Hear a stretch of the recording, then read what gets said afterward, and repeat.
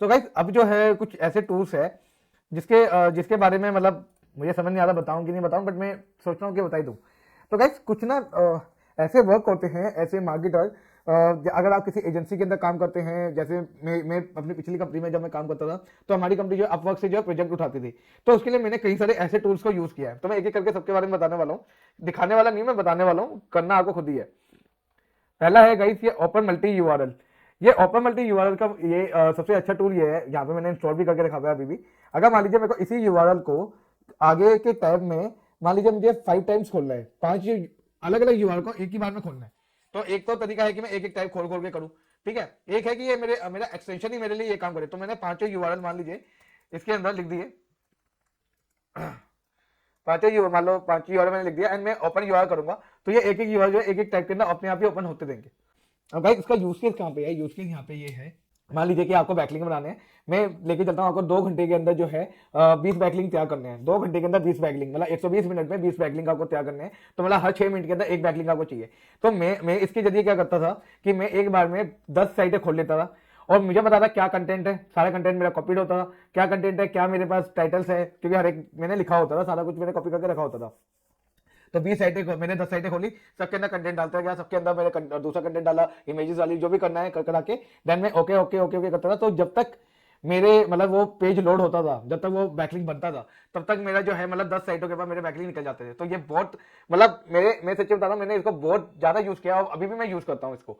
दूसरा है guys multi search and highlight. Multi search and highlight guys ये आपको तब यूज आता है जब आपको मान लीजिए आप अलग अलग वर्ड को अलग अलग तरीके से सर्च करना चाहते हो। जैसे कि मैंने यहाँ पे एसईओ में मैं सर्च करना चाहता हूँ, तो एक तो है कि मैं यहाँ पे एसईओ भी लिखूंगा, लेकिन मेरे को आगे लिखना है कंटेंट। अब कंटेंट में लिख रहा हूँ तो एसईओ कंटेंट यहाँ पे दिख रहा है, कहीं पे भी नहीं है, ठीक है। या मैं लिखना चाहता हूँ एसईओ और सर्च, ठीक है। एसईओ एंड सर्च को दोनों को एक ही टाइम में मेरे को सर्च करना है, तो उसके लिए आपको जो है मल्टी सर्च एंड हाईलाइट आपको यूज आएगा, ठीक है। अगला है गाइस कॉपी ऑल यूआरएल। ये कॉपी ऑल यूआरएल गाइस ये तब काम आता है जब आपके सामने मतलब मान लीजिए जैसे मैंने अभी भी एग्जांपल बताया कि मेरे 10 बैकलिंक आ गया, अब मेरे को 10 के 10 को कॉपी करना है वन टाइम में, तो मैं इस वाले लिंक मतलब इस वाले एक्सटेंशन को इंस्टॉल करूंगा, इसको एक्टिवेट करूंगा, ये सभी जो मेरे जितने भी 10 टैब खुले हैं ये सबके जो है लिंक को कॉपी करके जो है मेरे को एक्सेल के अंदर मैं पेस्ट कर दूंगा और मेरा फाइनल काम हो जाएगा। तो ये इसके लिए काम आपके लिए आएगा। ये उन लोगों के लिए स्पेशली काम आएगा अगर आप एजेंसी के लिए काम करते हैं या किसी एजेंसी में काम करते हैं एसईओ का, तब आपको ये काम आएगा। अगर आपके पास अगर आप बैकलिंक बनाते हैं तो आप इसको बहुत यूज करना और आपको बहुत वाकई में फायदा देगा। नेक्स्ट अगला है checkup plus for Google calendar. Checkup plus for Google calendar ये उन लोगों के लिए जो गूगल कैलेंडर के अंदर अपने टास्क डिफाइन करते हैं, बट कभी कभी क्या होता है कि हम ना गूगल कैलेंडर खोल के नहीं रखते, तो ये क्या करेगा, ये आपसे गूगल कैलेंडर ये एपीआई के थ्रू कनेक्ट करके जो है आपसे मतलब आपका कैलेंडर का एक्सेस ले लेगा। मतलब ये कोई आपके कैलेंडर में छेड़खानी नहीं करेगा, बट आपका एक्सेस लेगा एंड देन उसके बाद जो है अगर आपका मान लीजिए कोई टास्क आता है तो 10 मिनट पहले या 20 मिनट पहले ये आपको एक पॉपअप करके आपको उस टास्क की रिमाइंडर देता है। तो ये एक्सटेंशन इस लेवल पे काम करता है। इसके बाद आता है revolver tab. Guys revolver tab के बारे में मुझे समझ नहीं आ रहा कि आपको बताऊं कि नहीं बताऊं, बट मैंने इसको बहुत यूज किया है। तो मैं आपको सिचुएशन बताता हूँ और सिचुएशन के आपको अगर अगर आप इस सिचुएशन में हो, अगर मैं कहता हूँ 100 में से 5 लोग भी अगर इस सिचुएशन में है ना, तो उसके लिए ये जो है रामबाण इलाज है, बहुत इजी है। तो हमारा ये क्वेरी क्या है, क्वेरी ये है कि मान लीजिए आपके पास अपवर्क के काम आया है, आपको जो है अपवर्क का काम आया है और आपको 2 अलग अलग क्लाइंट का काम आया है, आपको दोनों अलग अलग क्लाइंट के काम को सेम टाइम के अंदर जो है मतलब करना है। अब इसके अंदर क्या है कि अपवर्क का जो एप्लीकेशन है वो क्या कहता है, वो ये कहता है कि भाई जब तक एप्लीकेशन मतलब जब तक आपके माउस की एक्टिविटी ना हो या कीबोर्ड की एक्टिविटी ना हो, तो आप जो है मतलब तब तक मैं उसको मतलब काउंट नहीं करूंगा। या अगर आप अपवर्क के मतलब एजेंसी के थ्रू अगर आप अपवर्क के अंदर काम कर रहे हो, किसी भी वे में अपवर्क के अंदर काम कर रहे हो, आपने ये चीज को देखा होगा, अपवर्क का टाइम का कुछ ऐसी काम करता है। तो रिवॉल्वर टाइप का क्या मैं करता था ना गाइस, कि मैंने मान लीजिए यहाँ पे मांगे चलता मैंने 10 बैकलिंक खोल लिए, ठीक है, ये मांगे चलो मैंने सारे बैकलिंक खोल लिए, मैं रिवॉल्वर टाइप को एक्टिवेट करता था। तो ये क्या करता है, ये ऐसे ना हर छोटे छोटे टाइम इंटरवल के बाद ना ये ऐसे ना टैब को चेंज करता था, ठीक है।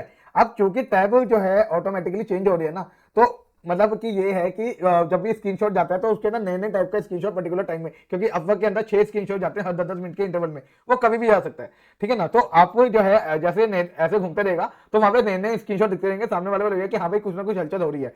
पर यहाँ पे साथ में एक और चीज आपको करना है, आपको एक अपना कीवर्ड के अंदर कोई ना कुछ चीज फंसा के ना उसके अंदर एक्टिविटी दिखानी होगी, ताकि वहां पे ये लगे कि हाँ भाई ये बंदे कुछ ना कुछ काम कर रहे हैं। तो कुछ इस हिसाब से जुगाड़ में करता था ताकि मैं जो हूँ अलग अलग बैंक का, क्योंकि अगर मैंने अपने एक सिस्टम के अंदर एक लाइन को खोल लिया तो मैं दूसरा नहीं खोल सकता, क्योंकि उसके अंदर जो है वो उसका स्क्रीनशॉट कभी भी ले लेगा। तो मैं क्या करता हूँ, अपना एक सिस्टम में अपना एक क्लाइंट का काम किया, दूसरे सिस्टम में दूसरे क्लाइंट का काम किया, यहाँ पे मैंने रिवॉल्वर टैब ओपन कर दिया और कीबोर्ड से जुगाड़ जुगाड़ करके एक्टिविटी दिखा दी, मैं यहाँ पे काम कर रहा हूँ। जैसे ही मेरा ये काम पूरा हुआ, मैंने यहाँ पे लगाया रिवॉल्वर टैब एक्टिवेट किया, फिर मैं इसका काम कर रहा हूँ। तो साइमल्टेनियसली सेम टाइम में आप 2 या 3 4 क्लाइंट का काम कर सकते हो, वो आपके ऊपर आप कितने क्लाइंट का कर पाते हो। ठीक है, ये मैं मार्केटर के लिए कह रहा हूँ, अगर आप ग्राफिक डिजाइनर या ऐसा कुछ है तो भाई वो आप अपना देख लेना, क्योंकि ये सारा कुछ जो जुगाड़ पानी है मार्केटर के लिए। गाइस इसके बाद है लिंक क्लिप पर, ये भी सेम मतलब इसकी तरह है, कॉपी ऑल यूआरएल की तरह, कि ये जो है मतलब जितने भी टैब खुले होंगे ना उन सबके लिंक को कॉपी करके आपको एक आप एक्सेल के अंदर पेस्ट कर सकते हैं। तो भाई आज की वीडियो में इतना ही, उम्मीद है आपको आज की वीडियो अच्छी लगेगी। तो आने वाली वीडियो में हम बात करने वाले हैं एसईओ ऑडिट कैसे करते हैं। अगर आप बिगिनर है, आपको नहीं आता एसईओ ऑडिट करना, तो मैं आपको सामने करके दिखाऊंगा कि मैं कैसे एसईओ ऑडिट करता हूं। ठीक है, और दूसरा रहेगा हमारा कि एसईओ केपीआई के ऊपर, कि जब हम एसईओ की प्रैक्टिस करते हैं तो हमको क्या क्या केपीआई के ऊपर मेजर करना रहेगा। तो इन दोनों टॉपिक के बारे में हम आने वाली वीडियो में बात करने वाले हैं। तो गाइस अगर वीडियो अच्छी लगी तो प्लीज वीडियो को लाइक करना। अगर कोई भी वीडियो के रिगार्डिंग क्वेश्चन ना हो तो नीचे कमेंट बॉक्स में आप मुझसे पूछ सकते हैं। अगर आपको इस शीट का एक्सेस चाहिए तो आप नीचे कमेंट बॉक्स में अपनी मेल आईडी कमेंट करके दे देना, मैं आपको जो है इसका एक्सेस, इस शीट का एक्सेस आपको दे दूंगा मेल आईडी के ऊपर। सो गाइस आज के लिए इतना ही, this is Kishan signing of.